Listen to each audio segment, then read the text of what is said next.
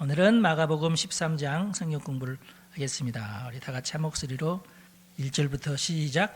예수께서 성전에서 나가실 때에 제자 중 하나가 이르되 선생님이여 보소서 이 돌들이 어떠하며 이 건물들이 어떠하니까.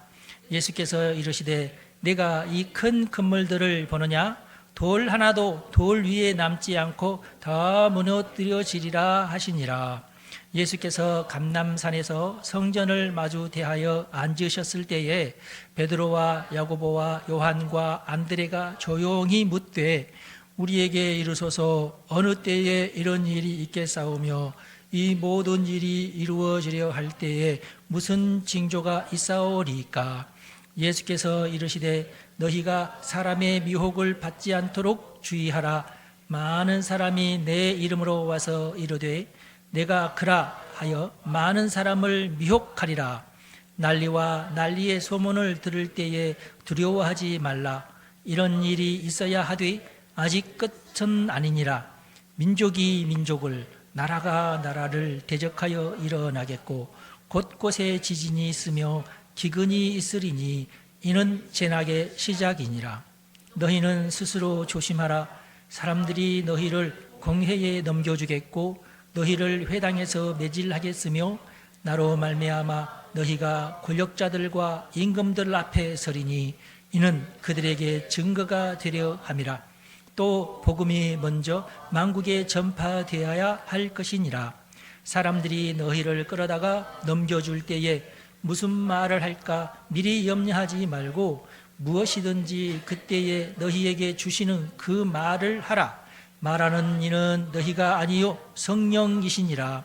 형제가 형제를, 아버지가 자식을 죽는 데에 내주며 자식들이 부모를 대적하여 죽게 하리라. 또 너희가 내 이름으로 말미암아 모든 사람에게 미움을 받을 것이나 끝까지 견디는 자는 구원을 받으리라. 멸망에 가증한 것이 서지 못할 곳에 선 것을 보거든 읽는 자는 깨달을진저.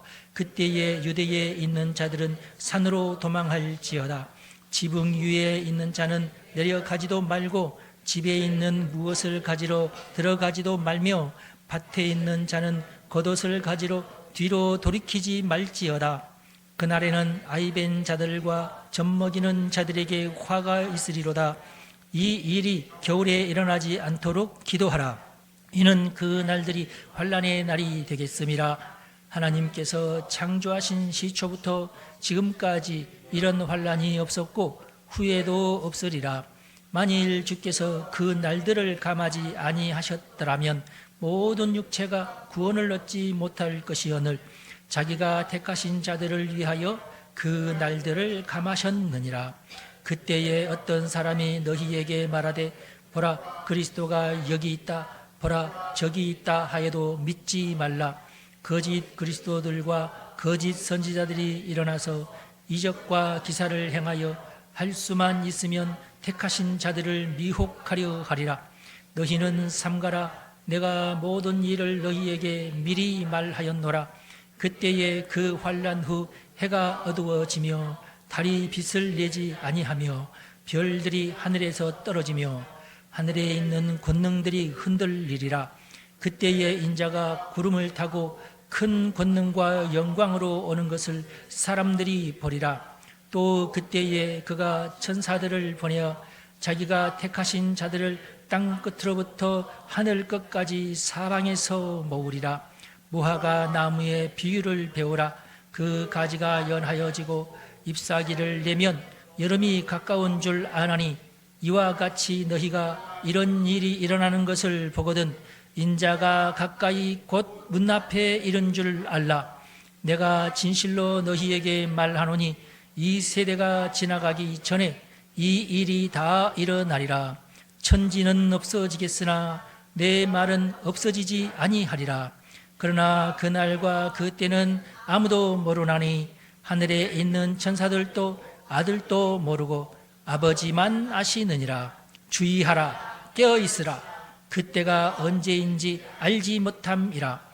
가령 사람이 집을 떠나 타국으로 갈 때에 그 종들에게 권한을 주어 각각 사물을 맡기며 문지기에게 깨어 있으라 명함과 같으니 그러므로 깨어 있으라. 집 주인이 언제 올는지 혹 저물 때일는지 밤중일는지 닭 울 때일는지 새벽일는지 너희가 알지 못함이라.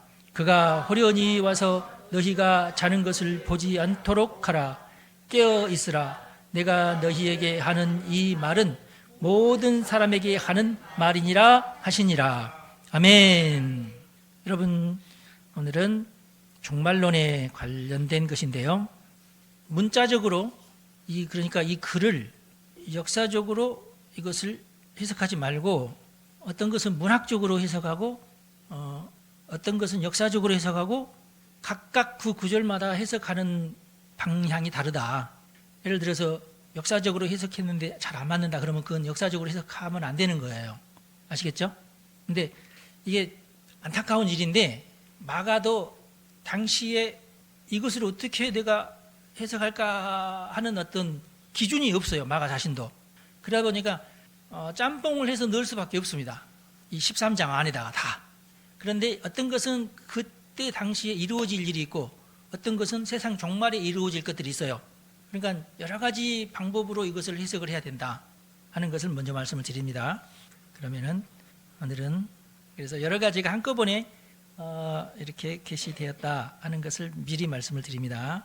원래 예수님께서 하루아침에 이것을 다 말씀했다고 생각하면 안 되고 예수님의 사역 중 띄엄띄엄 말씀을 했는데 마가복음은 그것들을 다 편집을 해가지고 13장 안에 다 때려 넣었다 이렇게 보시면 돼요.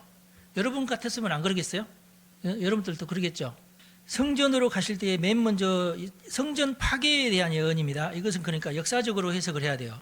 제일 처음에 1절부터 성전에서 나가실 때에 제자들 보니까 세상에나 그때가 이제 주후 약 30년 경이잖아요. 대부분 이제 이때쯤 되면 성전의 외관은 다 완성이 된 때예요. 성전의 외관.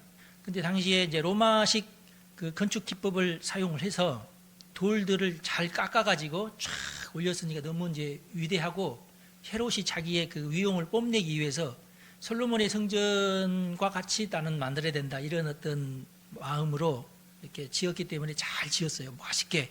솔로몬의 성전이 훨씬 더 멋있는데 솔로몬의 성전에 대한 어떤 설계도도 없고 로마적인 어떤 기법을 또 사용을 해서 짓는데 자기가 이제 아무래도 이제 에돔 사람이다 보니까 이방인이야.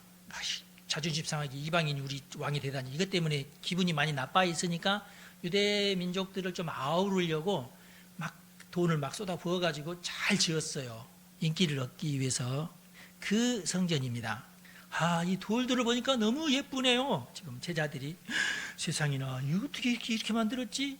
예수님께서 근데 찬물을 쫙 끼얹으시면서 네가 이 큰 그물을 보고 입이 딱 벌어지느냐? 돌 하나도 돌 위에 남지 않고 다 무너뜨려지리라. 이게 상당히 좀 어떻게 보면은 제자들 입장에서는 경건스럽지 뭐 성전이 무너지다 이렇게 됐을 거예요. 그렇죠? 여러분들도 우리가 정장로님이 우리 교회를 쫙 올렸는데 다 무너질 것이라고 이러면 기분 좋겠어요? 제자들 깜짝 놀라.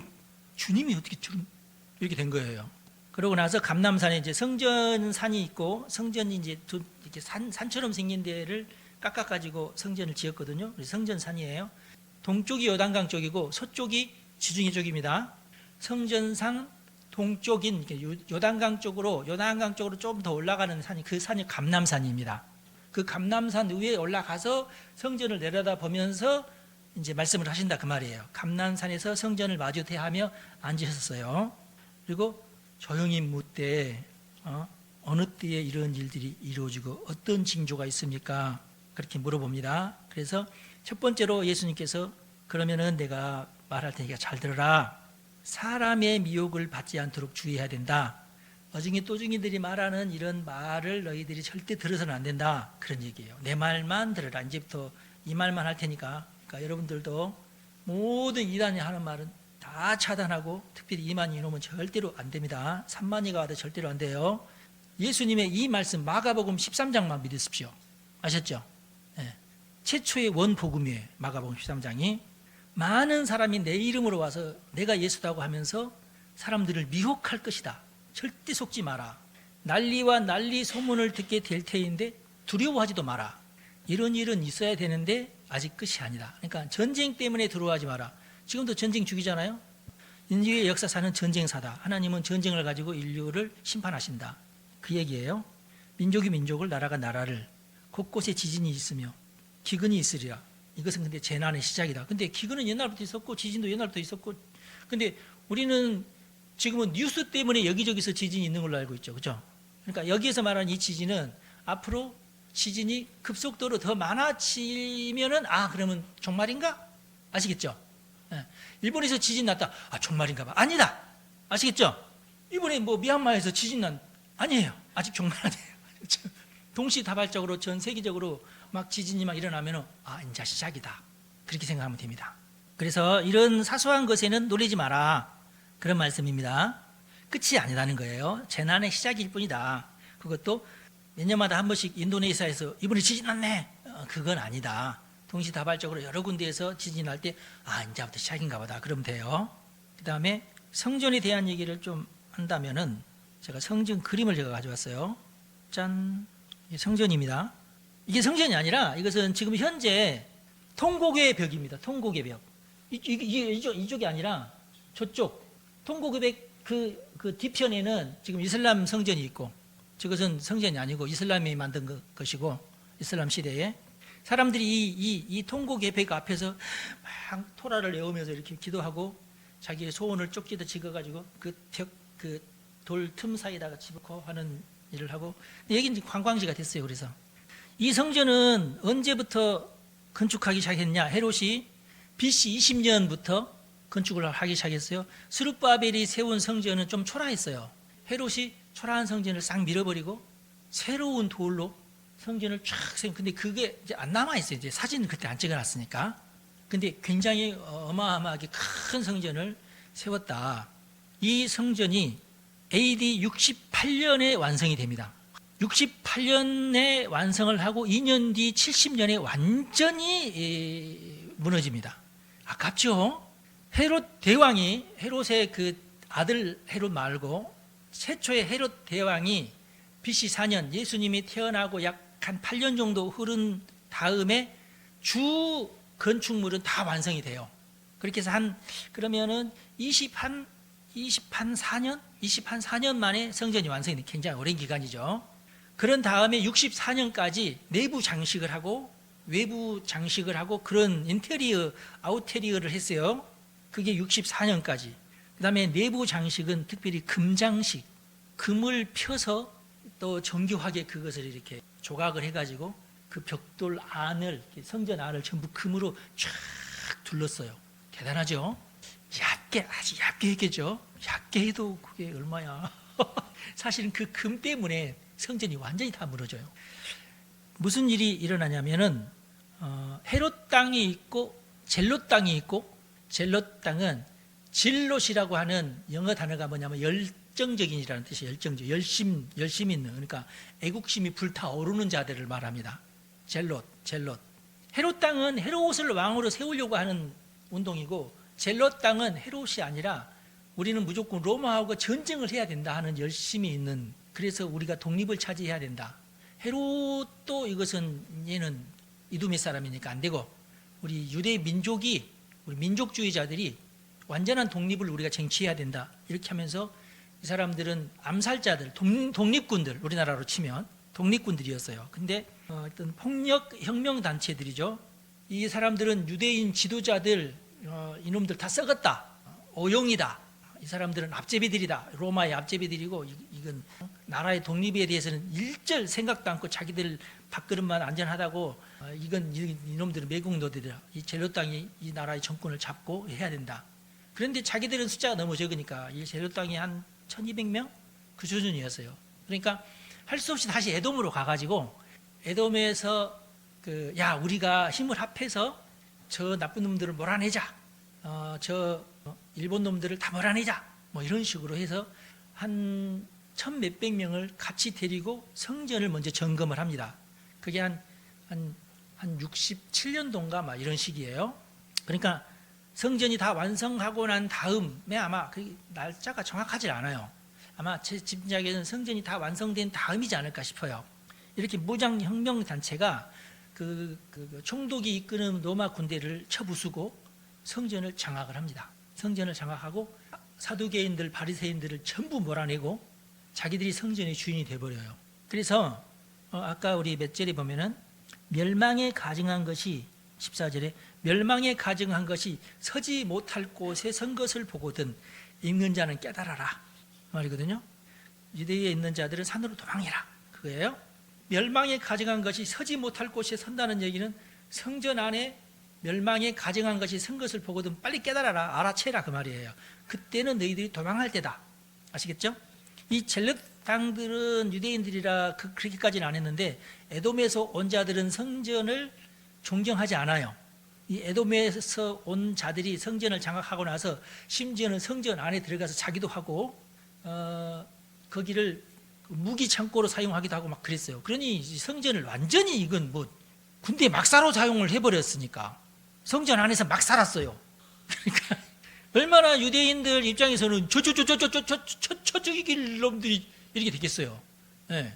그런데 이제 로마에서는 저놈들 봐라 하면서 황제가 자기 아들을 파견합니다. 그 황제의 아들이 누구냐면은 티투스 황제, 나중에 황제가 돼요. 아들도 티투스가 로마 군대를 쫙 이끌고 와가지고 성전을 공격하기 시작합니다. 그래서 몰아내요, 얘네들. 그게 AD 70년입니다. 네. 몇 년 안 걸리죠, 그러니까. 그런데 이 로마 군인들도 로마의 길을 탁 들고 성전 안으로 들어가요. 저놈들이 아니 저 혁명군 저 반역자들을 쳐부쉈으면 쳐부쉈지. 아니 왜 로마 길을 들고 성전 안으로 들어가냐 이거야. 그건 아니죠. 그것을 이제 유대인 중에는 이제 그 에돔 폭력자들이 와서 성전 안에서 못된 짓을 한 것도 모멸스러운데 로마의 군기가 성전 안으로 들어갔다. 이것도 도저히 참을 수 없는 일이잖아요. 근데 이제 요세푸스의 역사 기록에 의하면 누군가가 잘못해서 불을 던졌는데 성전이 불타기 시작했어요. 일부러 그런 것 같아, 하여튼. 근데 로마도 자기들이 이제 우리가 일부러 그러지 않았다, 이제 그런 입장이고, 누군가가 하여튼 정체불명의 사람이 불을 던지는 바람에 성전이 불타기 시작을 했는데, 성전이 불에 타니까 성전 내부에 있는 금들이 다 녹아내립니다. 그러다 보니까 어이구야 이거 내 거 그러면서 누가 하나 가져갔네. 누가 하나 야 이거 금덩어리 봐라 세상에 흘러내렸다. 그래서 내가 주워 왔다 이러니까 그러면 나도 하다가 보니까 난장판이 된 거예요. 난장판이. 그냥 흘러내리는 것만 가져가면은 그 유대인들이 막 눈 시퍼렇게 뜨고 보고 있는데 저거 다 우리 건데 그럴 거 아니겠어요.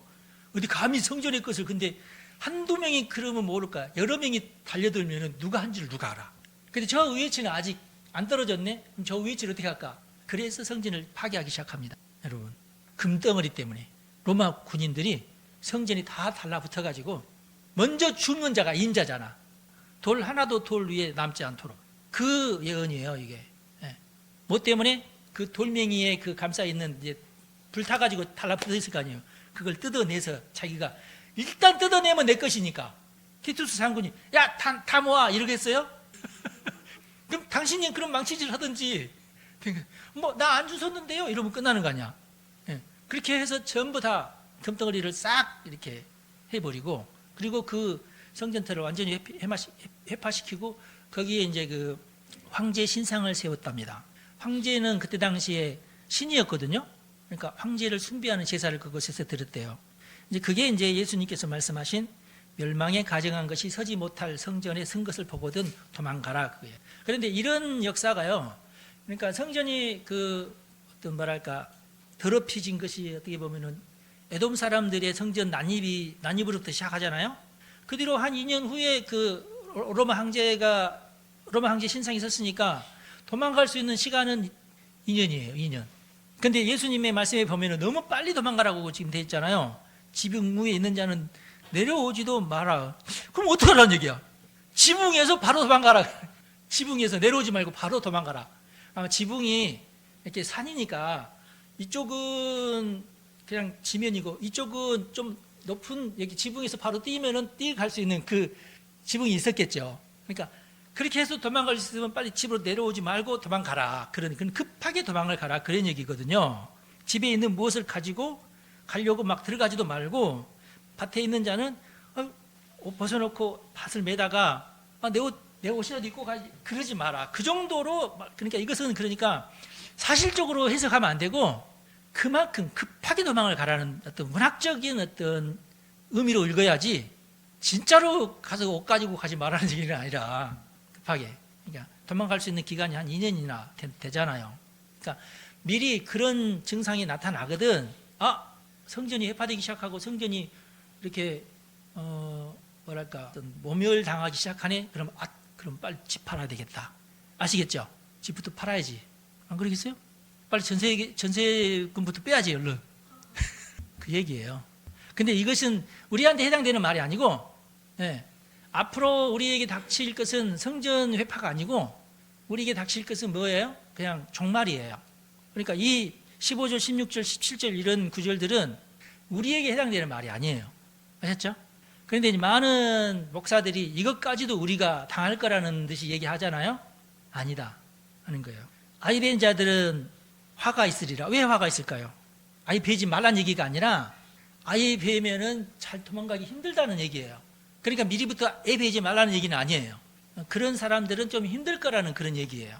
그러니까 아이 베인 자들은 미리미리 더 빨리빨리 준비를 해가지고 도망을 가라, 그 얘기예요. 그러니까 이런 반드시 예루살렘 성에 환란이 닥칠 때인데 너희들 저항해서 로마 군인하고 같이 싸우지 마라. 절대 독립군이 되지 마라, 그런 얘기예요. 아셨죠? 독립군이 되지 마라. 도망가라.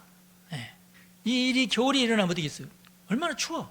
가가지고 멀리 도망가가지고 거기다 천막이라도 세우고 임시 가건물에도 세우려면은 겨울에는 힘들어. 미리미리 내가 어디로 도망갈까를 정해놓고 뭔 일이 생기면 이리 도망가야지. 미리미리 그렇게 하라, 그 말이에요. 아셨죠? 근데 지금은 사실 우리한테 별로 필요 없는 얘기고, 이런 환란은 지금까지도 없었고 앞으로도 없을 것이다. 앞으로도 없을 것이다 하는 것을 잘 기억하시고, 여러분 예수 믿으면은 나 이러다가 큰일 날지 몰라. 아닙니다. 걱정하지 마세요. 그리고 하나님은 그 중에서 너희들이 살아나는 것을 원하지 거기서 순교당하는 것을 원하지 않는다. 그런 뜻으로 해석을 하시는 게 좋아요. 만약에 이 날들을 감하지 않으셨으면 구원 얻을 자가 없는데 하나님께서 다 감해 놓으셨다. 다 구원 얻게끔 살아남을 수 있게끔 하나님께서는 그렇게 원하신다. 다만 시기를 놓치는 자들도 있을 거고, 세상 사람들은 예를 들어서 지진이 나면은 어떤 사람들은 살아나지만 어떤 사람들은 죽기도 하고 그러잖아요. 그럴 수는 있다. 여러분들은 그런 사람에 들어가지 마시기를 바랍니다. 쓰나미가 났다 그러면 다 죽는 거 아니잖아. 대부분은 살아남지만 휩쓸려 가는 사람이 있죠. 휩쓸려 가는 사람 중에 들지 마시기 바랍니다. 아셨죠? 예를 들어서 일본군이거나 또는 공산당원들이 와가지고 그리스도인들 다 잡아 이럴 때에 도망가십시오. 나는 순교하겠습니다. 그러지 마십시오. 아셨죠? 도망가다가 잡혔을 때 그때는 담대하라, 그 말이지. 그러니까 싸시오 이런 말이 아니라 담대하게 하나님께서 너희 입에 지혜로운 말을 줄 테니까 살아나기에 알맞는 지혜로운 말로 대답을 해라, 그 얘기예요. 거짓말 하지 말고 나 예수 안 믿는데요 이래야 되는데 맞습니다, 저 예수 믿습니다, 그러지 말란 얘기예요. 아셨죠? 지혜롭게. 내가 너무 이상한 거 가르치죠? 살아남으셔야 돼. 아셨죠? 멍청하게 그러지 말고. 하나님은 우리가 그 환난 중에 죽기를, 하나님은 절대 순교자들의 피를 원하시는 분이 아니야. 순교 당했다는 것 때문에 가슴이 아프시고 이 쳐죽일 놈들 이러면서 더 원수를 갚을 생각은 하나님이 하셔도 그러면 네가 순교 당해라 그러시지 않는다. 아셨죠? 여러분이 부모라고 생각을 해봐. 안 되겠다, 너는 아무래도 가야 된다. 한 놈은 죽어야 돼. 한 놈은 마귀한테 던져줘야 되니까 누가 갈래? 가위바위보 해. 그러시는 하나님 절대 아니다. 아셨죠? 정말 이거 엉뚱하게 해석하는 사람도 많은데 잘못된 거예요. 하나님 그렇게 몰상식하지도 않으시고 무자비하지도 않으세요. 여러분들은 수단과 방법을 다 가르치지 말고 그 사망의 구렁텅이에서 벗어나셔야 돼. 아셨죠? 그것이 여러분의 본능이에요. 순교자의 피가 제일 훌륭한 면류관 아니에요, 그거. 아셨죠? 절대 여러분 이상하게 예수 믿지 마시고 상식적으로 예수를 믿으시고 어떤 진리를 따라가시기 바랍니다. 예수님의 의도가 다 나와 있어요. 그래서 여기 보면은 우리가 주의할 것은 다른 거예요. 그러니까 엉뚱한 그런 이상한 그 목사들의 그 이상한 논리에 빠져 들어가지 마시기 바랍니다. 그 다음에 또 혹시라도 여러분들이 잡혔을 때는 무슨 말을 할까 고민하지 마라. 하나님, 나의 영혼을 하나님께 맡깁니다. 나의 몸도 하나님께 맡깁니다. 담대해라, 그거예요. 적절한 말을 할 것이다. 그러면은 그 상대방이 너희들의 말 때문에 두려워할 것이다. 그러면은 너희를 함부로 못 죽일 것이다. 그 얘기예요. 여러분들이 두려워하는 순간 여러분들은 죽을 확률이 더 많아집니다. 여러분 죽음 앞에서 호랑이가 물어가도 뭐만 차리면 산다? 정신만 똑바로 차리면 살아요. 그러니까 저기서 죽을지도 몰라 하다가 주라기 공원에도 보면은 괜히 숨어가지고 그 공룡이 막 올 때 막 주기도문만 외우다가 죽잖아. 그게 맞는 말이에요. 빨리 도망쳐야지. 그래서 빨리 도망치는 놈들은 주라기 공원에서 다 살잖아. 도망도 못 가고 막 주기도문 외우는 데는 죽고. 난 그게 정확한 어떤 사실적인 표현이라고 봐요. 살라고 도망치세요. 예수님도 그걸 말씀하시는 거예요. 성령님이 너희를 도우신다. 만약 잡혀도 담대하게 걱정하지 마라. 죽으면 죽으리라 뭐 이렇게 하면서 담대하게 하라 그 말이에요. 그러나 되도록이면 죽지 마라. 그런데 여기 12절 말씀은 참 놀라운 말씀이에요. 형제가 형제를, 아버지가 자식을 죽는 데 내어주기도 할 것이다. 이런 일들이 언제 일어났어요? 중국의 마오쩌둥 문화 대혁명 때 이런 일이 일어나요. 실제로. 끝까지 견디라. 살아남으려고 발버둥 치고 그래라. 그런 뜻이죠. 그러니까 성전 멸망과 어떤 기독교 박해는 다른 거예요. 아셨죠? 같이 써 붙여놨을 뿐이지 다른 거다. 인류의 역사에 보면은 기독교인이라는 것 때문에 박해받은 적도 굉장히 많이 있다. 로마 시대에도 많았죠. 그러나 모든 기독교인들이 로마 시대에 다 박해받았냐? 다 죽임을 당했냐? 아니야. 그러면 기독교인들이 하나도 없게? 극소수가 죽임을 당했다. 여러분들은 극소수에도 들어가지 말기를 바란다. 그런 뜻이에요. 아셨죠? 지혜롭게 사시기 바랍니다. 도망가십시오. 그게 예수님께서 주시는 지혜입니다. 결국은 마사다라고 헤롯이 자기의 피난처로 만들어 놓은 남쪽에 아주 깎아지른 듯한 절벽 위에 자기의 별장을 만들어 놨는데 이 젤로 땅이 그리 도망갑니다. 961명이 도망가서 한 명만 살아남고 960명이 거기서 죽어요. 서로가 서로를 찔러서 죽습니다. 그게 AD 73년. 그렇게 하면서 이스라엘은 완전히 망합니다. 그 뒤로 이제 로마 시절에는 예루살렘 성전산 근처에 유대인들은 절대 출입하지 마라 막았고요. 그 뒤로는 이제 가톨릭이 그 예루살렘을 장악을 하면서 유대인들은 예루살렘으로 오지 마라 하는 금지령이 있었고요. 그 뒤로는 또 이슬람들이 예루살렘을 장악을 하면서 유대인들이 그 성벽 이쪽으로 가까이 못하도록 금지를 했고요. 이스라엘 유대인들이 성전에 가서 아까 그 성벽이라도 그 앞에 가서 기도하고 싶은 것이 허락되기로는 자기들의 땅을 점령하고 난 다음이에요. 그 다음에 24절에 보면 쭉 띄어가지고 제가 간단하게 얘기했지만 다 한 겁니다. 이건 이제 종말론에 관한 얘기예요. 종말에 그때에 그 환난 후 해가 어두워지며 달이 빛을 내지 아니하며 별들이 하늘에서 떨어지며 하늘에 있는 권능들이 흔들리리라. 그때에 인자가 구름을 타고 큰 권능과 영광으로 오는 것을 사람들이 보리라 그랬어요. 자, 이것은 분명히 종말이죠. 환난 후에 해가 어두워지고 달이 빛을 내지 아니한다 그랬어요. 환난이 먼저 있고, 그러니까 환난에서 살아남으셔야 됩니다. 제가 고등학교 때도 환난이 오기 전에 우리는 휴거를 해야 된다. 왜냐하면 환난을 견딜 사람이 없을 것이다. 그래서 그 환난이 오기 전에 우리는 휴거돼야 된다. 그런 얘기를 많이 했거든요. 다 거짓말이고 성경에 보십시오. 환난 후에 예수님이 오시는 거예요. 아셨죠? 마가복음 분명히 보세요. 막 별들이 막 하늘에서 떨어지고 막 이럴 때 그때에 인자가 구름 타고 오십니다. 24절에는 환난 후라고 분명히 되어 있죠. 그러니까 이 24절에 갔다 그때 그 환난 후 해가 어두워진다. 천재지변도 이건 아무것도 아니고 해가 어두워질 때까지는 환난이 있고 난 다음에 생기는 일이에요. 아셨죠? 마가복음이 제일 정확해요. 제가 볼 때는 종말로는. 그리고 요한계시록도 이 마가복음에서 절대 벗어나지 않습니다. 그럼 마가복음하고 계시록하고 틀려? 아니요, 절대 그렇지 않아요. 제가 다 연구를 해봤는데 마가복음만 봐도 마가복음이 그러니까 어떻게 보면은 교과서고 요한계시록은 참고서, 확장판 그렇게 생각하시면 돼요. 아셨죠? 그리고 마가복음은 이해하기 쉬워요. 그냥 막 문자 그대로 이해도 돼. 근데 요한계시록은 상징이나 여러 가지 뭐 어떤 그 계산이나 이런 것이 막 들어가야 돼요. 왜냐하면 암호로 돼 있으니까. 예, 그래서 마가복음이 쉽다. 간결하잖아. 그리고 13장 한 장밖에 없으니까. 환란 후예요. 그러니까 예수님은 환란 전에 오신다. 절대 거짓말입니다. 그 다음에 지금까지 천재지변과는 다른 현상이 일어납니다. 24절부터 해가 어두워집니다. 일식을 말하는 거 아니에요? 아시겠죠? 일식은 분명하게 일식이잖아. 해가 완전히 가려지잖아요. 그 일식인데 지금 여기에서 말하는 것은 해가 그 빛이 어두워진다는 거예요. 그리고 다시 빛을 내지 않는, 해가 어두워졌으니까 당연히 달도 빛을 내지 않겠죠. 그 다음에 별들이 하늘에서 떨어진다. 이거 별들이 하늘에서 떨어지는 것은 뭐 그 유성이겠지. 뭐 유성 정도는 아니에요. 아시겠죠? 그 다음에 하늘에 있는 권능들이 흔들리죠. 하늘에 있는 권능은 뭘까요? 에녹서나 이런 거 보면은 하늘에 있는 권능들은 마귀의 세력을 말합니다. 마귀의 세력. 그들이 흔들릴 것이다. 마귀들도 흔들릴 것이다. 마귀나 그 졸병 귀신들. 그 다음에 인자가 구름을 타고 오신다. 인자는 예수님이죠. 이때 이제 예수님께서 오시는 거예요.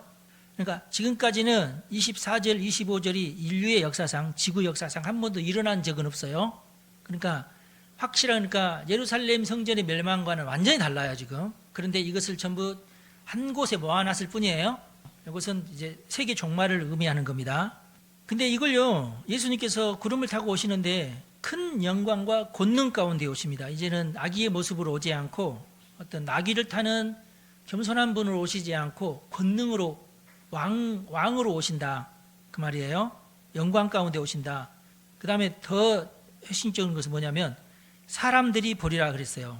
사람들이 다 본다 그 말이에요. 그러면은 어디에 사는 사람들만 볼 수 있을까요? 예루살렘에 오실까요? 한국에는 안 오실까요? 믿음이 좋은 사람들이 사는 곳에만 보일까요? 다 봅니다. 그러면 제가 볼 때 이것은 특별한 장치가 필요할 것 같아요. 그 특별한 장치의 이름은 멀티 3D 와이드 서클 비전. 이게 이제 지구가 둥그니까 하늘 전체에 쫙 이렇게 뺑 둘러서 화면을 만들어야 되고 중계가 돼가지고 이스라엘에 있는 사람들도 다 봐야 되고 한국에 있는 사람들도 다 보여야 돼. 하늘 위로 쫙 펼쳐져 있는 서클 비전이 필요해요. 3D가 필요해요. 3D, YD, 멀티. 전 세계가 생중계를 해야 됩니다. 만약에 그렇게 하지 않는다면은 예수님께서 적도에 오시려나 북극에 오시려나 남극에 오시려나 이것도 복잡하죠, 그죠? 네. 그런데 하여튼 이런 모습들이 전 세계에 보이게 되려면은 만약에 그런 서클 비전이 없다고 하더라도 지구가 한 바퀴 돌면 돼, 그렇죠? 그러면은 전 세계가 다 보려면 하루는 걸려야 돼요. 예수님이 여기도 있고 저기도 있고 그러지 않잖아. 예. 근데 이제 아마 그때쯤 되면 이제 일론 머스크가 그런 걸 만들겠지, 이제. 그것을 생중계하는 어떤 전 세계가 한꺼번에 볼 수 있는 텔레비전으로도 볼 수 있는 그런 시스템을 만들겠지, 뭐. 그렇게 된다면 또 모를까? 안 그러면 하루 걸린다. 그런데 이제 가시적으로 물리적으로 오시니까 그래서 하는 말이에요. 물리적으로. 4차원적으로 오신다? 물론, 예, 물론. 초월적이긴 한. 근데 뭐, 천사가 지금 바로 여기에 만약 천사가 있다 치더라도 자기가 원하는 대로 보이려고 하면은 자기 모습을 나타내고 안 보이려고 하면은 감추잖아요. 그게 4차원 아니에요. 그렇죠? 하여튼 그렇습니다. 그러니까 우리가 이것을 지금 연구할 것은 없고 하나님의 방법으로 오신다.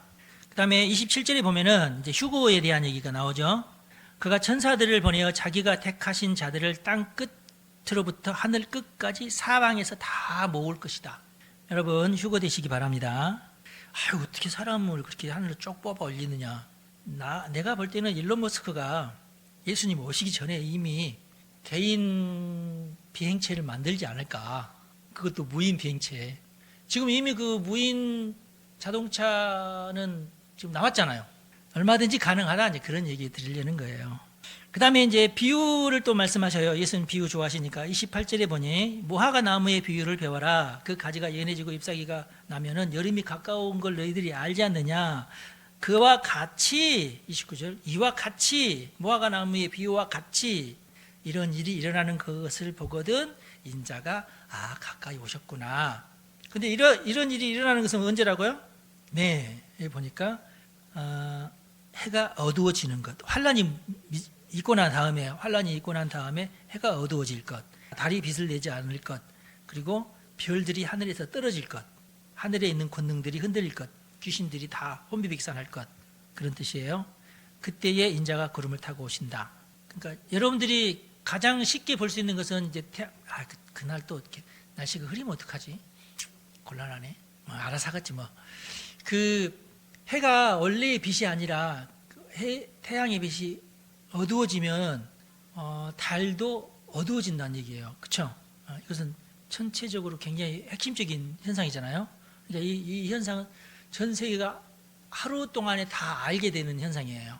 그러면은 이제 매스컴에서 난리가 날 거 아니겠어요? 이상하다. 햇빛이 이상하다. 햇빛이 이상한 것은 일식밖에 없는데 일식도 아닌데 이상하다. 일식은 우리가 다 알잖아요. 언제 일식이다. 어디 지역에서는 언제 일식이다 알잖아요. 그런데 이건 일식이 아닌데 이상하다. 그러면은 전 세계로 이렇게 그 방송이 돌 테니까 그래? 그럼 고시네? 이렇게 하시면 돼요. 텔레비전 꼭 켜놓고 사시기 바랍니다. 어렵지 않죠?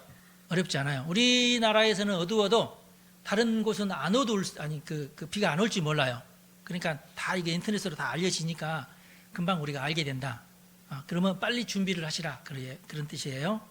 그러면 내가 빨리 천사들이 나한테 올 것이야. 준비하고 있으시라. 그 말이에요. 이게 이제 무화과 나무의 비유를 말하는 거. 이런 현상이 일어나거든. 주님이 곧 오시는구나. 그 다음에 이 30절 말씀은 또 이 말씀이 아니에요. 29절과 이어지는 말씀이 아니에요. 아셨죠? 지금 29절까지는 분명히 재림에 관한 얘기죠. 자, 30절에는 뭐예요?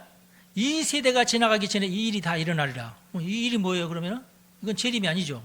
이 세대라는 말은 뭐예요? 예수님이 살고 있는 이 세대를 말합니다.